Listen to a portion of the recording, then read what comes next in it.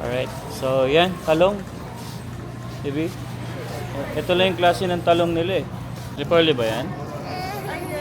Hindi yan repolyo. Pwede yan. Pwede naman siguro. Pero kaiba eh. Kamatis. Magkano yung kamatis, baby? 0.99. 0.99 lang, oh, di ba? Murang-mura.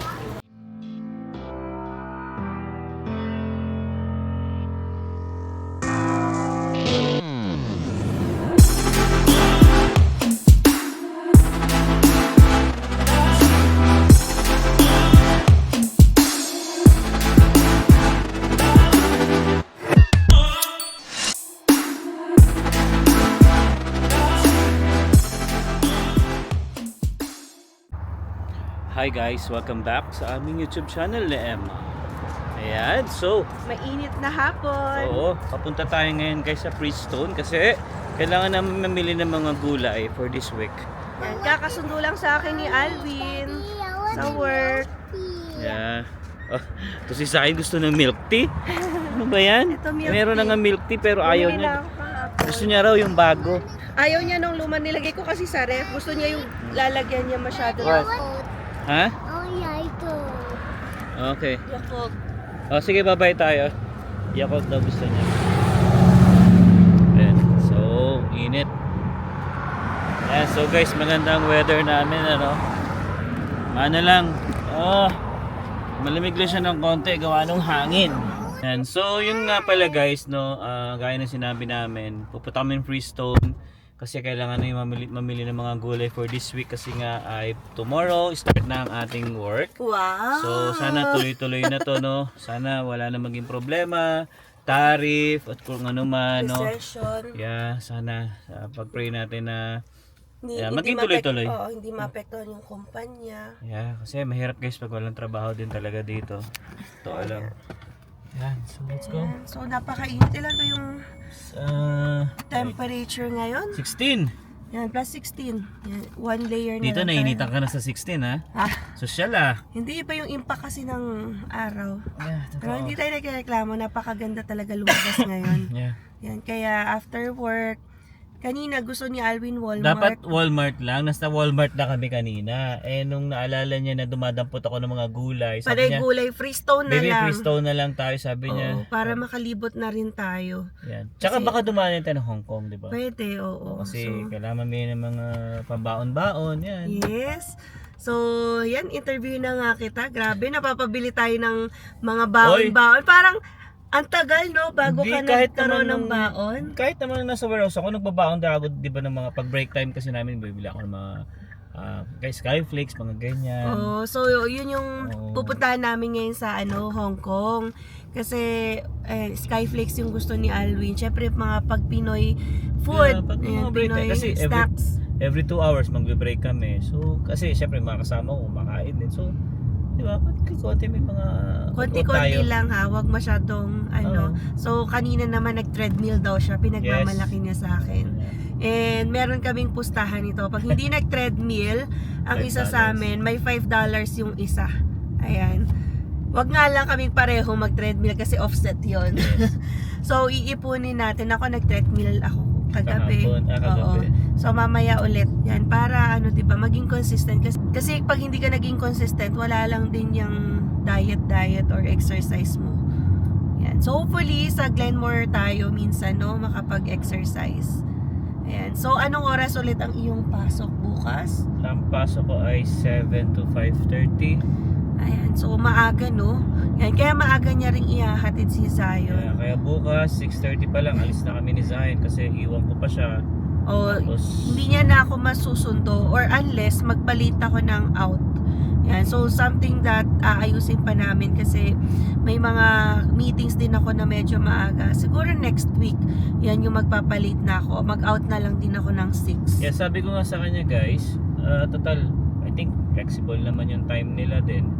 So sabi ko pasok siya ng mga bandang 10. 10, then labas siya ng 6 kasi 5:30 pa lang Oo. labas ko, susunod ko pa si Zion. Usually kasi kami, yung iba, 8 to 4, tas ako 8:30 to 4:30. Tas pwede naman daw i-adjust, sabi lang daw para at least alam ng mga tao sa office kung anong oras ka papasok. So very flexible naman doon. So pwede kong gawing 10 to 6. So although nakakatamad naman pumasok ng sobrang late na, pwede ako pumasok siguro kahit 9 to 6, kahit mag-OT pa, ganyan. Kasi aantayin ko na lang din naman sila Alvin. Yan. Pwede rin ako mag-commute. Yan. Kaya lang convenient na rin naman kay Alvin na tuloy-tuloy sundo. Hindi, kagandahan lang din kasi malapit nga kasi tayo Malapit dalawa. lang. O magkakalapit lang naman kami. Malapit lang tayo. Kaya yun yung pwedeng gawing strategy. Pero hindi naman ako required na magpa 6 PM para sabay-sabay kami ni Alvin. I can commute naman kapag gusto ko nang mauna. Ayan. So, anong feeling? Excited ka ba? Ninenervyos or wala lang? Hindi na ako ninenervous kasi galing na ako dun eh. Kumbaga, Alam mo ko na? naman na yung gagawin. Kasi may bago lang na makakasama, Oo. mga Pinoy, may mga bago. Tapos, yeah, excited ako syempre. Oo. Start na ulit tayo. New beginning, di ba? New chapter. New chapter. Yan. So, happy kasi para at least makadagdag naman sa gastusin dito na nahiya ako sa'yo Sa pambayad. Nahiya na So, ako sa'yo ano bang ginawa mo pang prepare? Yan, pag papasok ka ngayon. So, may preparation ba ang katawan mo? Yan, nagulat-ulat ka ba? Yun nga, treadmill, syempre. Yan, katiting lang yun. Minsan, totoo lang, minsan stationary bike, ganyan. Yan, palit-palit. Yung stationary bike at ano lang naman kami, treadmill. Pero ano ka na rin, dapat mag-dumbbell ka. Yan, para yung sa muscles naman sa, ayan, dito sa braso. Excited ako, syempre. Ayan. Makakabalik na ako ulit sa trabaho. Tsaka, yun nga, yung sa kinakabahan, hindi. Kasi, kilala ko na yung mga manager. Kilala ko yung team lead. So, walang masyadong major adjustment sa akin. So, dating gawin na si Alvin. Nakatrabaho ko na sila dati. Happy ako na makakabalik ako. So ako rin guys na happy kasi at least ako nagkaroon ng bagong chapter, nag-start na rin, although nauna lang ng konti kay Alvin, pero siya din yan magi-start na bukas. So yan, at least back to normal na kami. Inuna na rin namin si Zion mag back to daycare kasi at least para maka-adjust siya since bagong environment yon. And yun nga, kinamusta ko si Zion kanina kay Alvin. So kamusta ba si Zion, no? Malaking pagbabago ni Zion kumpara dun sa Talaga? mga last year natin na pag iniwan mo talagang wakal, di ba? Oo. Siya hindi ngayon. So masaya, excited? Oo, ang ginawa kasi namin guys nung Thursday pa, pinasok na namin talaga siya sa daycare para masanay. Sinasamahan ni Alvin ng mga 1 hour. 1 hour, doon lang ako sa tabi niya. Tapos, iaakit nga sa taas dahil nandun yung playground nila. So, doon lang ako, nakatayo lang ako. Doon siya, nagbabike, naglalaro. Tapos, tinitignan niya rin talaga ako. Hinahanap niya talaga ako. Pero syempre, hindi naman pwedeng nandun ako habang, magdamag. Naglalaro sila. Kaya nagsasabi ako doon. So, shoutout kay Ate Tess. Ayan, so kaibigan nila Dili-Dili family. Ay, shoutout din kay bro Dili-Dili. Yes. Mindy Moore.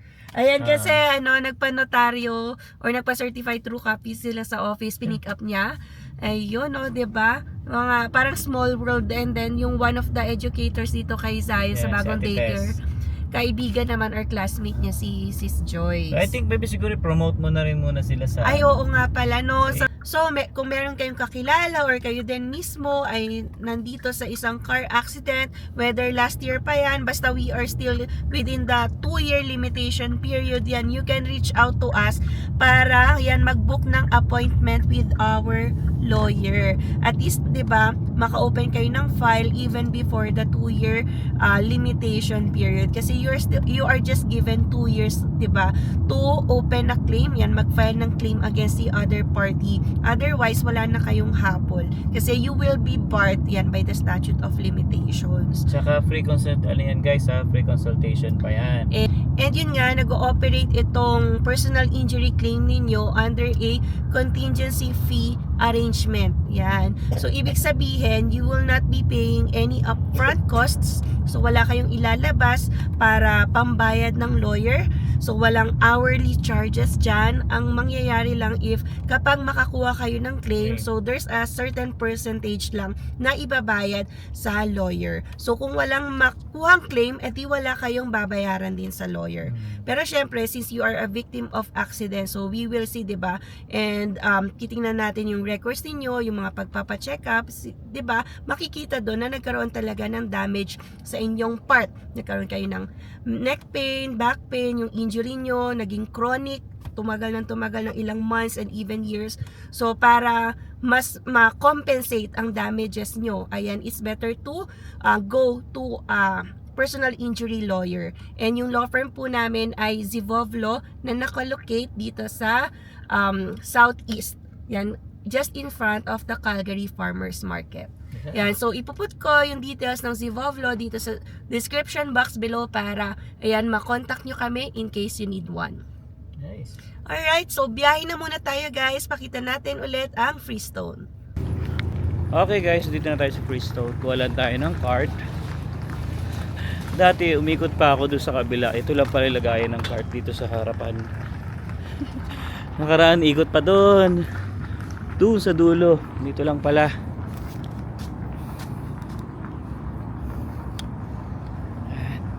Ganda ng weather. Oops. Yun lang. Anak ko po. Yun. Akala ko hindi matatanggal eh. Alright. So yan, talong. Dibi? Ito lang yung klase ng talong nila eh. Pwede naman na yan. Pwede na? Oo. Cut mo na lang. Yeah, pwede na yan. Magkano? So, 99 cents lang. Yeah, so 99. Isa iba, Per pound. 2 point something yan, no? Diba? Mura talaga dito. Kaya maganda mamili dito sa Freestone. Ilan? 3 lang siguro. Repolyo ba yan? Ayun, yata. Hindi yan repolyo. Hanap tayo ng repolyo. Kung spinach baby makita ka. Oh, wala yung kulay na gusto ko. 50 cents lang. Ah, yun dati. Oh, nag-sale dito yun. Pero ito, baby repolyo. Oh, violet. Ibang klase. Red cabbage. Oh. Ano pwede yan? Pwede naman siguro. Pero kaiba eh. Try mo na. Ha? Try mo rin. Try natin? Ayos ah. Di ba mas ano yan? Hindi ko alam eh. Baka mag-iba ang lasa. Ewan. Or $7. Mahal. 64 cents lang yan isa. Ayan. So, Baka doon. Meron kamatis doon. Ang kamatis kasi guys doon banda tsaka orange eh. Marami tayo. Ginger ang wala. Ito guys, so kamatis. 0.99 cents lang per pound. Pero may mas maliit doon. Doon sa maliit lang kasi pag... Oo, ito sa maliit. Ito guys, yun yung pinya oh. $5 each lang. Diba? Mas malaki to kumpara sa ano eh, sa Walmart. Uy, saba oh. Sarap oh.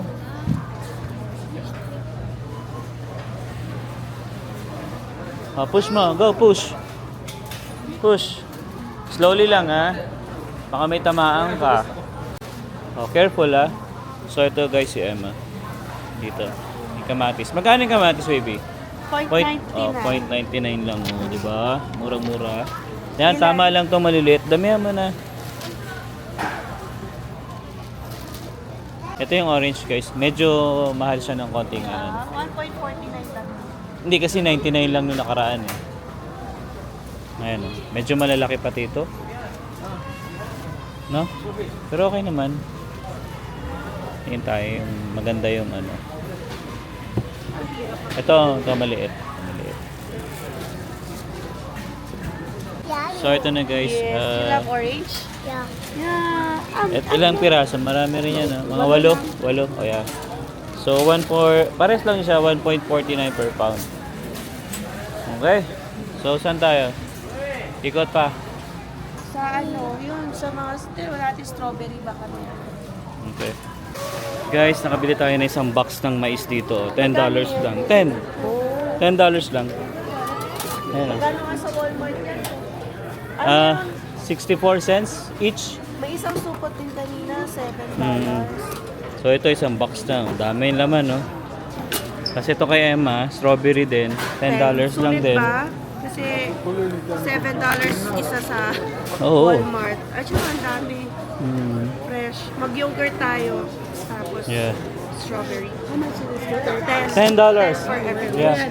There. There. Alright. Okay. Ah, mahilig kami sa mais eh. Yeah. So ayos. Sige. Alright. Ano pa next? Wala na. Okay Tingin naman pa ako. tayo. Tingin lang. Okay, so tapos na tayo mamili guys. And ngayon naman, pupunta naman tayo sa Hong Kong. Okay, dito na tayo sa Hong Kong. Okay, so kuha lang tayo ng cart guys. Okay. Ayan, so dito tayo mamimili ng mga iba nating kailangan. Ayan. So may saba din sila dito oh. Pero ibang klase eh. Ah, maliliit. Yan tayo ng iba. Sayang walang mangga oh. Yan. So naisip namin ni Emma, ang lulutuin na lang namin mamaya ay dinuguan. Dinuguan. Pero pag-prepare din ako binagoongan. Yeah, sige. Yan. Pero ang kailangan ko muna ngayon Yung mga ay skyflakes. yeah, May skyflakes. Ay, yung ano, onion flavor ang sale. Ayoko ng onion. Ayoko ng onion. So, pag hindi, ano, Kahit ganito, okay sa akin to. oy, may flavor. Huwag na yan, matamis masyado. Ayan o, 3.39. Tama, wala na yung original, no? Oo nga. No. Ito Naubos. yung naka-sale. Kaso kasi onion siya. Pwede na yan. Ayaw mo? Ayoko ng onion. Ito na lang. Eto, chocolate. Creamy condensada. Baby sugar. Pwede chocolate. Check mo sugar. Pwede chocolate. Oh, 150 calories. Mm. 9 grams.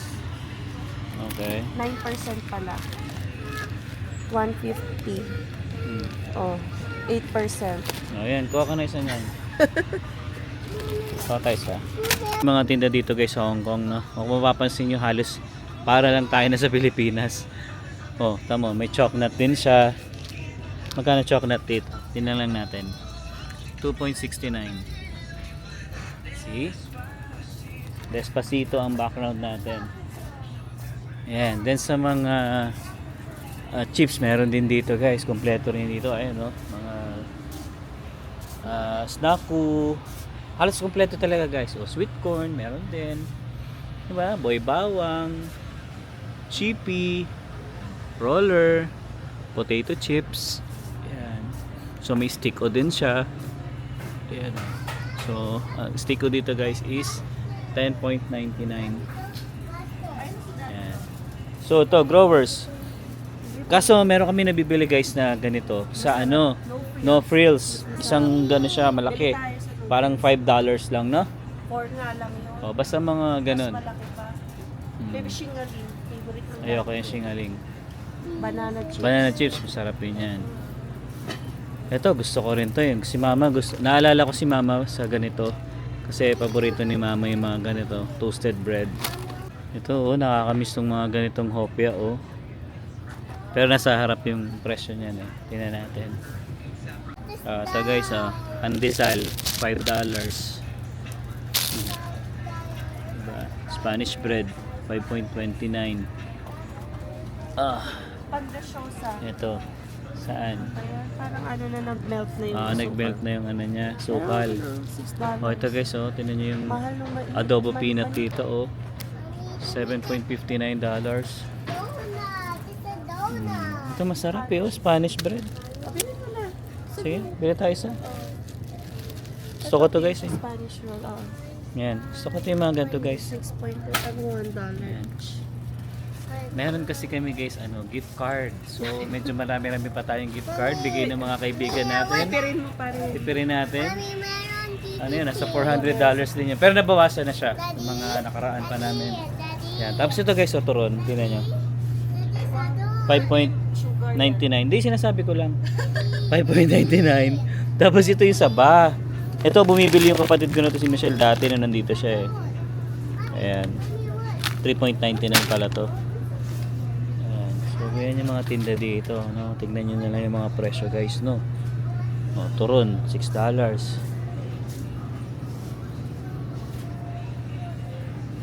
Pero yung milk dito, hindi kami bumibili dito kasi medyo mahal. Ha? Yan yung mga instant na food. Oh, ito guys. Pag ikaw pagkagawa, mas mura. Pag ikaw wala ka ng powder. May marami akong powder. Marami pa akong longganisa ang pwede. Longganisa bili tayo. Ito sa'yo, $4.99. Oh, yan. Bulacan eh. Ito, Baguio. O, Hindi ko alam. Ito oh, Bulacan sweet naman eh. Okay, dalawa. So, dalawa. Kasi guys, ang longganisa kasi sa amin guys sa Mindoro, sweet. Kaya medyo nasanay kami sa ganito. Oh, may mga beef tapa pa nga dito oh. Ayan oh. So, hanapin natin yung tender juicy dito. Meron dito eh. Kailangan kahit diba na lang. Wag na raw pala sabi ni Emma. Sige, siya naman ang mahilig dyan eh. Kapag pag nag-crave na lang ako. Sige. Mahal kaya? Ando sa tulay. Kikiam sticks, baby, oh. Kikiam? Oh, masarap yan, kikiam. Yan. No, parang Kikiam ba yun? Di man, iba seafood man. sticks, kikiam na seafood. Diba? Parang masarap. Ikaw. Viva. Tingin-tingin tayo.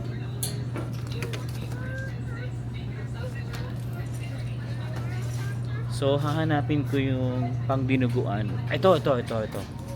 Ito guys, pag gusto niyo magdinuguan, bili lang kayo ng ganito. Ayan, dugo. Pili natin yung medyo malinis naman. Ayan o. $5 siya. So, magdidinuguan tayo mamaya. So, yun na lang yung naisip kong lutuin. Ayan, alright. So, konting oras na lang guys at babalik na tayo sa trabaho. Excited ako, sa totoo lang. Masaya ako kasi back to work na ulit tayo. Nahiya na kasi ako sa asawa ko eh. Nahiya ako. Siya kasi lahat gumagastos. Wow. No? Thank you ah. You're welcome. Yan. So anyway, yan. Yun lang naman yung bibili namin dito guys. Hindi kami magbobonggang-bonggang talaga dito. Grocery. Yan. So pero kung may makita tayong iba na sa tingin nating kailangan natin, bibili natin syempre. Ito guys, hipon. $30 isang ganito. So, ilan ang timbang na to? Tingnan natin ha. 1.8. So, actually, mura siya. Kumpara sa mga sa Costco, no? Pero pag ganito kasi guys, syempre, hindi na siya fresh. Hindi ko hindi ko trip pag ganito. Mas masarap yung sa Costco talaga, fresh eh. Mas malasa. Ito kasi frozen na eh. Ayan. So yan, yung mga pwedeng mabili nyo dito guys sa Hong Kong. Marami pa dito. Sa totoo lang. Sobrang dami na to. Ganito, 22.99. So ito guys, kikiam. Mechanic kikiam, $14. So ito yung mas trip ko kaysa dun sa ni Emma, yung pinipili niya. Halo kasi yun eh. Pero at least to, pagka nagka-crave ka sa gabi, kasi kami ni Emma mahilig magluto bisan sa gabi. So yeah, pwede natin tong bilhin. Sale yung galunggong, $2.99 lang. So, marami silang sale ngayon Ayun guys, no, natapos na rin ang ating grocery sa Freestone, pati na rin sa Hong Kong. Ayan, prepared na si Alwin sa kanyang mga baon. Yan, mga little snacks lang naman yon. Pati na rin yan, mga pang-ulam. Napabili pa ng ibang ulam, tsaka mga sauce. Kasi nga, syempre, Pinoy store to or Asian store. Mabubudol ka rin talaga dito. Oo, yung mga namimiss mo na mga sauce, yung mga flavor, andyan na. Ayan. So, I think, ayan no, hanggang dito na lang muna. Maraming salamat na naman sa pagsama ninyo sa aming channel. Yes, ayan, sir! Excited na si Alwin pumasok. Yan, sa mga susunod na vlog, ayan, mag-a-update siya ng kanyang experience again. Yes. So, yeah, I think we'll see you again on the next one. Peace!